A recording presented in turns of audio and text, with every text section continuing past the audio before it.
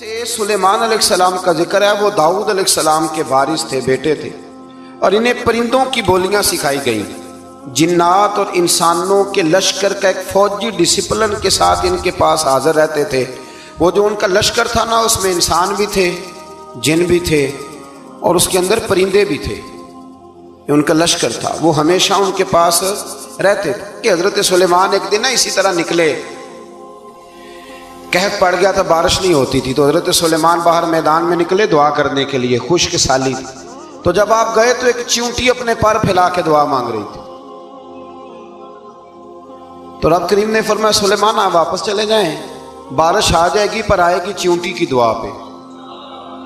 تو حضرت سلیمان نے عرض کی مولا میں بھی تو اتنا لشکر لے کے آیا ہوں نا، تو چلو ہمیں بھی دعا کر لینے دے، تو چیونٹی کی دعا پہ برسا دینا پر دعا کر لینے دے۔ فرمایا نہیں، آپ واپس جائیں، دعا نہ مانگے۔ یا اللہ کیوں؟ فرمایا چیونٹی کا دل ٹوٹ جائے گا، وہ تو کہے گی کہ یہ سلیمان کی لشکر دعا پہ پھر بارش آئی ہے، تو آپ نہ کریں، تاکہ اس کے دل میں یہ بات رہے کہ نہیں میرے رب نے میری دعا پہ ہی بارش فرمائی۔ آپ جائیں، آج بارش آئے گی پر آئے گی چیونٹی کی دعا پہ۔ تو جو چیونٹی بارش کی دعا کرے قوم کے لیے، اللہ اگر اس کا ذکر قائم رکھتا ہے، تو جو اپنی قوم کے لیے ہدایت کی دعا کرے، اور کبھی کبھی گردن جھکا کے دیکھا کرو کہ دل میں رسول اللہ کی امت کا درد کتنا ہے۔ اگر کہیں حضور کی امت کا درد ہے تو پھر انشاءاللہ ذکر قیامت تک باقی رہے گا، پھر انشاءاللہ قیامت تک آنے والی نسلیں بھی آپ کا ذکر کرے گی، اگر حضور کی امت کا درد سینے میں موجود ہے۔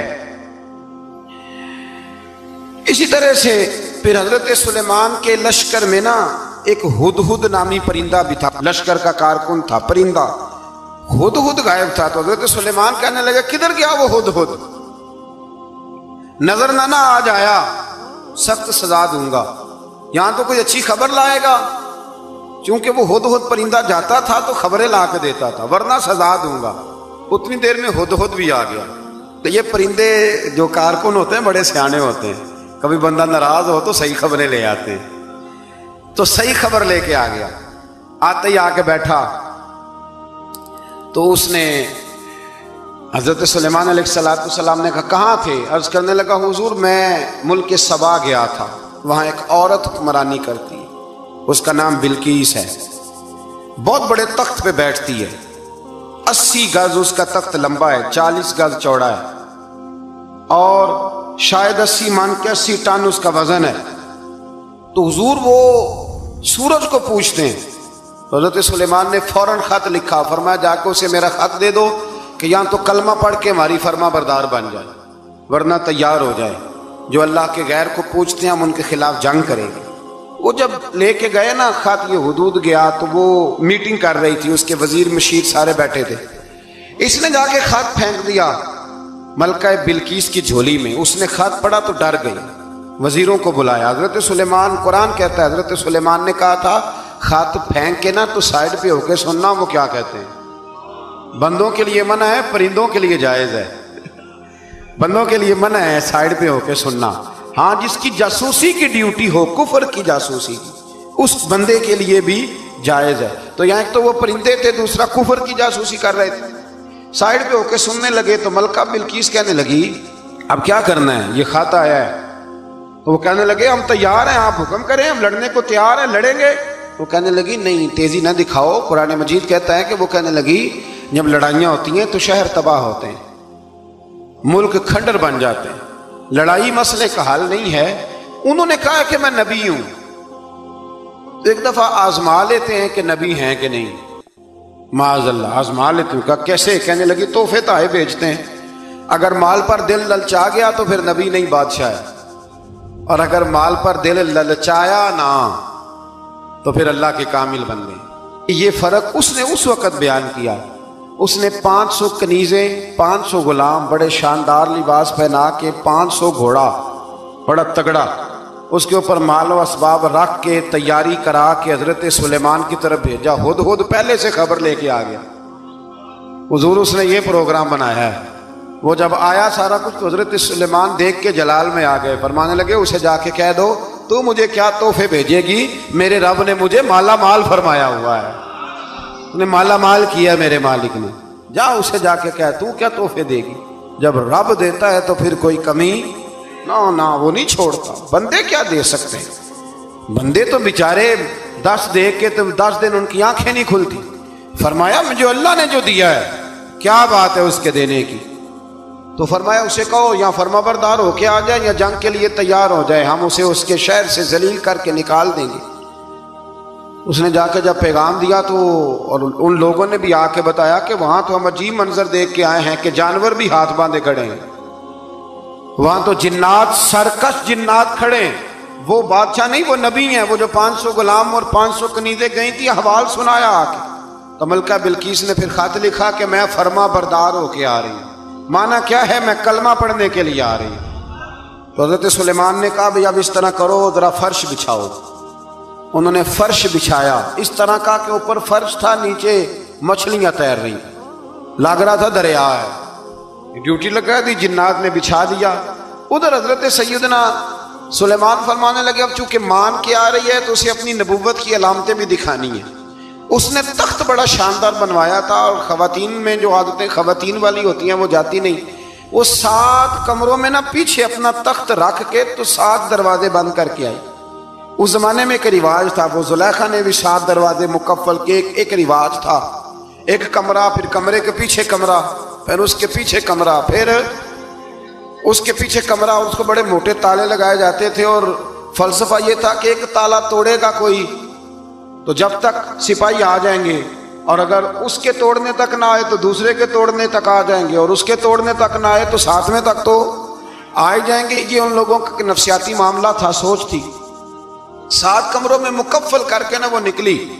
तो हजरत सुलेमान अलैहिस्सलाम कहने लगे भाई मुझे उसका तख्त चाहिए उसके आने से पहले।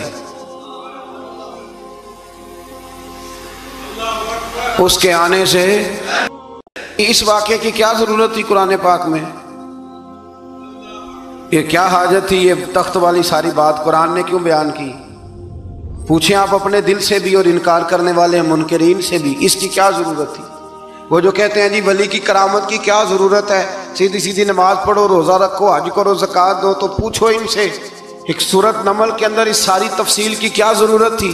खत्म हो गई जब वो कलमा जो पढ़ रही है, तो फिर इस सारे वाक़े को रब क्यों बयान फरमाता है? हजरत सैयदना सुलेमान फरमाने लगे तख्त चाहिए, और चाहिए उसके आने से पहले। काला इफरीतुम मिनल जिन, जिन्नों में से एक बहुत बड़ा जिन बोला, कहने लगा हुजूर आपका ये तख्त बर्खास्त होने से पहले ले आऊंगा। ये जो आप मीटिंग कर रहे हैं ना, या आप फैसले खत्म, कुछ ने लिखा सुबह से शाम तक मीटिंग होती है और उसको आने में पता नहीं कितने दिन लगेंगे, तो मैं ये बर्खास्त होने से पहले। और कुछ ने कह दिया आप शर्त क्यों लगाते हैं कि सुबह से शाम तक होती? उस जिन ने कहा दिया आप 10 मिनट में फारग हो जाएं, आप फारग होंगे तो तख्त आ जाएगा। मुफस्सिरीन ने लिखा है कि जब कुरान कहता है कि उसने कहा कि आपके फारिग होने से पहले, तो इसका मतलब है कि जब आप उठेंगे, ये जगह खाली कर देंगे तो तख्त यहां किवें हजारों मील का फासला है, आ जाएगा। पर हवाई जहाज पे कार्गो करा के जी DHL के जरिए कैसे आएगा? वह आएगा तो बस आएगा। तो हजरत सुलेमान की तो बादशाहत थी ना जमाने पे, फरमाने लगे नहीं नहीं तू लेट है, तू लेट है, तू हमें जानता ही नहीं, ए टू सेट ते पखड़ा कुआर गंदल, असी और भी बूटियां जानने आ, ये तू लेट है, अभी हमारी ताकत इससे ज्यादा है। बड़ी कमाल बात लिखी है लिखने वालों ने। एक मुफस्सिर ने लिखा है कि अभी हजरत सुलेमान ने गुलामों से मंगवाया है, अपनी बात कोई नहीं की, ये हाल है उनके गुलामों का, तो सरदार का आलम क्या होगा? हजरत सुलेमान कहने लगे भी जल्दी जाइए। काल अल्लज़ी इंदहु इल्मुम मिनल किताब अना आती का भी कबल अन यरतद्द इलैका तरफुक, तो उठा उनमें से वो जिसके पास किताब में से इल्म था, सारी किताब का भी नहीं, इल्मुम मिनल किताब, किताब वो उठे जिनके पास किताब में से इल्म था। तो वो उठ के कहने लगे हुजूर मैं ले आऊंगा, कब? आपके आंख झपकने से آنکھ جھپکنے سے بندہ تھا جن تھا؟ جن کی تو بات مانی نہیں انہوں نے. کیا کہا؟ آنکھ جھپکنے سے. میں آنکھ جھپکنے سے پہلے لے آؤں گا. تو حضرت سلیمان کہنے لگے تو ٹھیک ہے چل لا پھر. آنکھ جھپکنے سے پھر وہ تخت آ گیا. حضرت سلیمان سے پوچھا یہ کیا ہے؟ قال ھذا من فضل ربی. فرمانے لگے کچھ بھی نہیں. حضرت سلیمان کہنے لگے یہ میرے رب کا فضل ہے. بہرحال اس ولی کا نام تھا آصف بن برخیا. آصف بن برخیا جی حضرت سلیمان کے وزیر تھے. وہ آئی ملکہ بلقیس، اور جب وہ آئی نا تو اس نے دیکھا کہ یہ تو آگے سامنے حضرت سلیمان بیٹھے ہیں، اور جو رستہ ہے نا درمیان میں وہ فرش ہے کہ دریا ہے سمجھ نہیں آ رہی. تو اس نے نا اپنا یوں کر کے اوپر کپڑا اٹھانا شروع کر دیا کہ نیچے پانی ہے. تو حضرت سلیمان کہنے لگے چلتی آ، نیچے کچھ بھی نہیں.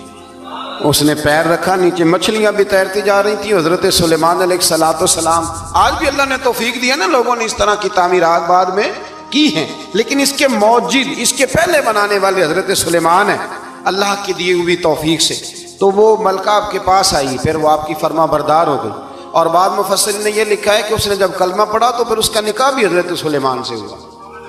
یہ بھی بعض لوگوں نے لکھا ہے. تو اس سارے واقعے کو قرآن مجید نے بیان فرمایا ہے.